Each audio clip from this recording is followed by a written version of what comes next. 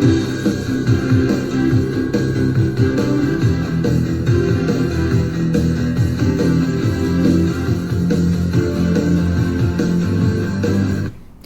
up? We're going to do multiple step equations, that music, instead of using what's normally on those videos. That was Van Halen Dreams. Just found out yesterday Eddie Van Halen, one of the founders of the band, passed away. They were one of my favorites. You probably never heard of them, but maybe your parents or aunts, uncles, or grandparents have. So, bad day, bad day. 2020 keeps getting worse. So we're going to take care of multiple step equations. Basically what this means is now there's going to be a whole bunch of steps. We got to figure it out. So let's start without further ado. Let's do something like n minus 3 over 2. I don't know how difficult we want to make this. Plus 4 equals 7. Let's try something like that. Now, you take a look at that. Ooh, how many people are nervous? Don't be nervous. It's pretty simple. Now, what this means is there's a lot going on. Go down through this step by step. So if I take a look at this, I go, okay, well, first thing that I recognize is that I have this n and 3 is being taken away. However, this whole thing is being divided by 2. And as you remember from solving 2 steps, anytime you have that extended fraction bar, this is actually an implied set of parentheses, okay? So I have a grouping. Then I have a division of 2, and then I have an addition of 4. So as I go down through my process here, I take a look at this and I go, okay, so I have a grouping, division of 2, addition of 4. I want to tear it apart. So what do? Well, I follow my order of operations. Order of operations says, let's get rid of that addition first. So I'm going to go ahead and get rid of that by subtracting 4 from both sides. And I'm going to have to start writing smaller here to squeeze this whole thing in. So this n minus 3, which we recognized as a grouping, being divided by 2, nothing happened to it. It just comes down. This plus 4, this minus 4, gone. And that's going to equal, well, 7 minus 4 is 3. So now I'm down to the grouping and the division. Following my order of operations backwards, I'm going to get rid of the division next. Excuse me. So I'm going to go ahead and get rid of that dividing by 2 by doing multiplication of 2 because that's the inverse operation. So I'm going to do that. That means that this n minus 3 comes down. Since the grouping is all that's left, I can ditch the set of parentheses, or you can have it. It's up to you. Divided by 2 and times 2, inverse operations goes away. And 3 times 2, of course, is 6. So now into my last step, I got to get rid of that minus 3. And of course, to get rid of minus 3, the inverse operation of that is to add 3 to both sides, add 3. So that's going to give me n equals 9. So now I have a solution. I'm going to do my 3-step check to decide if I'm correct. Guys, this is where it's super important because I tell you what, you take a look at that and try to figure out in your head, I mean, that would take me some time. I don't know how many of you can look at that and do that. However, I would suggest you take good advantage of, this check. So I'm going to rewrite the original problem. There was no grouping in the original problem, so I'm going to keep it that way. I'm going to replace n with the set of parentheses because anytime we do direct substitution, parentheses cannot hurt. I'm going to put in my value of n. That's it. Then I'm going to stop and I'm going to have my calculator or Desmos do all the work. I'm going to type that in exactly as I see it. So parentheses 9 minus 3, that is all over 2, and then this is plus 4. And if you take a look at that, I have exactly what's in there. I'm going to press enter, and of course, what did I get? 7. Is that what I wanted it to equal? Yes, it is. Is my equation correct? Yes, my check worked. That means that my solution is not. Easy peasy. That's it. I mean, that's the nice thing about these equations is all it is taking everything we've learned and just adding another step. That's all it is. So the process is always the same. I could put an equation up here that covered the entire board if you could see it. And then, we could solve it just step by step by step. We're not going to do that, but we could. Let's throw something in. Oh, I know what we're going to do. Let's put something like 2/3 times 4f minus 3. And let's have that guy equal, I don't know, 16-ish. Let's solve that. Now, several things are going to happen as we get into our uglier equations. Things are not always going to work out pretty. We've got to follow our steps, and we've got to do our check with fidelity. So let's take a look at this. What's going on here is I have 2/3 times that grouping of 4F minus 3 equals 16. So now I've got a lot of stuff going on. I have this 2/3 multiplying that grouping. Then I have stuff going on inside of the grouping. I got to tear this all apart and get down to F. Well, again, same process. What's attached? How's it attached? Get rid of it. Follow your order of operations backwards. So if I take a look at this, I look at it and go, okay, well, I got that grouping. So that becomes last. So I got to take care of everything outside of it first. The only thing outside of it is this 2/3. How's the 2/3 attached? Well, if it's 2/3 right in front of the parentheses, that means it's multiplication. So I'm going to get rid of it by division. Now, this is why we talked about that unit A, was to make sure we understood this. However, you may use your calculator if you wish.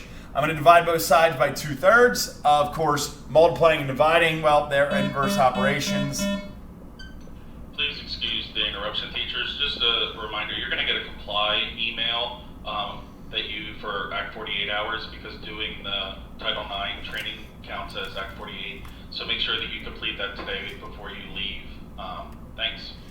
I apologize. So anyway, you'll see that I did it in my head quick, but I can also do it on my calculator.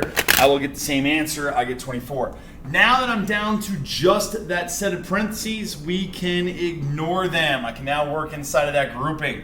So I can erase those. It's so nice about a whiteboard or a pencil. You can go ahead and erase those. Now we're going to divide it into this. That's just a two-step, guys. What's attached to F? 4 by multiplication, 3 by subtraction.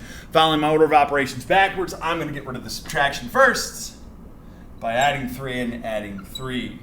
So that's going to give me 4F. Minus 3 plus 3, well, that cancels out, and that's going to equal 24 plus 3, which is 27. Then, to get rid of that 4, it's attached by multiplication. We get rid of it by division. Hopefully I'm still on my screen. I am. And then, multiplying divided by 4, inverse operations cancel out, and F is going to equal, now I have 27 divided by 4. If you want to grab your calculator, you can. You're going to see something here. 27 divided by 4. I put that in, and guess what my calculator does? It just spits it back to me. The calculator's like, hey, guess what? You can't. 27 is not divisible by 4. So it leaves it into a fraction. Now, you remember when I said back in Unit A and we were working with some mixed numbers, I said start getting used to using improper fractions. Here's why. If we're going to use this value to substitute it back in, you know what's easier to enter and easier to type into a calculator? Is an improper fraction as opposed to a mixed number. There's less steps in it. So what I'm going to do is I'm going to say, okay, well, 27 divided by 4, well, that's just 27/4. I can't reduce that. I can't do anything with it. Not pretty, is it? It's all right. Let's see if it works. So once again, 3-step check. And I'm only going up here. You guys can keep going down. I'm only going up here because I only show so much. So I've got 2/3 times the quantity of 4F minus 3, and that equals 16. Okay? So what I'm going to do is I'm going to substitute in a value for F. We believe that value is 27/4. This is where you're really going to be happy with the calculator. So don't get all nervous, like this is not your problem. You can type this straight into a calculator. It's a check now. So I'm going to go ahead and type this in. I'm going to type in 2/3. Use your Desmos if you need it. Parenthesis 4, parenthesis, then I got to put another fraction of 27/4.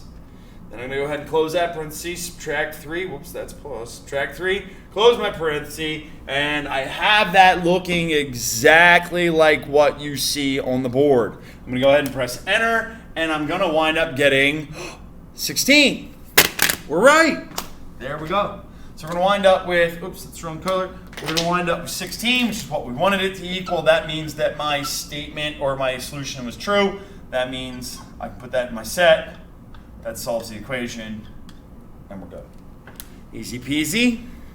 I know, looks a little bit ugly, but we should be able to handle that. Okay? All right, let's step it up one more. This is fun.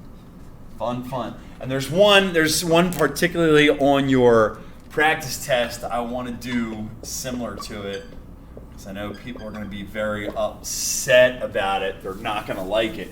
But, yeah, I mean, we'll be okay. Let's make that equal to negative 13. Okay, so there's a lot going on there. Ugliness, subtraction, negatives. It's like, wow, that's scary. I don't like it. Okay, well, here's what we're going to do. We're going to take a look at it. We're going to say, all right, what's going on? Well, first thing that I'm going to notice is this 3x plus 4, this whole thing is being divided by negative 2, which means to me that we have implied parentheses, okay? So that means stuff in a grouping or parentheses, stuff outside, and we got to get rid of that first. So grouping comes last. I've got division of negative 2. I've got subtraction of 2. Let's follow order of operations backwards. We're going to get rid of subtraction first. We get rid of subtraction by adding. So I'm going to add 2 to both sides. Add 2. Probably should use a different color. So this 3x plus 4 being over negative 2 comes down. Minus 2 plus 2 are inverse operations. That's going to equal negative 13 plus 2 is negative 11. At that point, I go, okay, cool. Still have this grouping here. Remember, there's those implied parentheses, still a grouping there. So to get rid of the negative 2, that's the last thing outside of the parenthesis, I would get rid of that by multiplying by negative 2, multiplying by negative 2. Then at that point, those cancel out, inverse operations. The 3x plus 4 comes down, and that's going to equal negative 2, or negative 11 times negative 2 is positive 22. Okay. Now, I'm down to just a set of parentheses. I'm down to just a grouping. I can get rid of this, okay? Actually, what I'm going to do is I'm going to get rid of that whole thing and slide it over. Sometimes when you're doing these and you leave out things as you go down through, you might have to take a step over and like put it all together so you don't have all this blank space. So 3x plus 4 equals 22. That is now what I can attack. Again, I'm going to follow my order of operations backwards. That's a two-step equation. Should be very good at those right now. I'm going to get rid of the addition of 4 by subtracting 4 from both sides. I'm going to do that. I'm going to get 3x equals 18. I'm then going to divide both sides by 3, divide by 3, and I'm going to have x equals 6. Okay, can we see that? Good, still fits. All right, now, a lot of work. I don't know if I'm right or not. I mean, I don't know this off the top of my head. Let's put it in, make sure it works. 3x plus 4 over negative 2 minus 2 is supposed to equal negative 13. That was the original equation. So we are going to substitute in a value for x. Hopefully we can see that. I know I'm getting to the end of my screen. I'm trying to be as close enough without leaving myself with no room. So I'm going to go ahead and substitute. We think x is that guy. We think he is 6, so we're going to put him in here for this set of parentheses. Again, don't rack your brains, guys. This is a job for the calculator. So I'm going to go ahead and grab my calculator here, and I'm going to type this guy in. So fraction 3 parentheses 6. Hold on. Old man needs his glasses. And then plus 4. Put that over negative 2, and then we're going to subtract 2. So if you notice, I put the whole thing in. I also press enter. It's exactly like what we see on the board. We're going to press enter, and we're going to find out, hey, guess what? It equals negative 13. That is correct. That checks out. That means my solution is 6. Okay? So I'm hoping you're noticing that all it is step by step. It's basically just going through that process backwards. And that's the phone. I guess we'll call it quits. See you later, guys.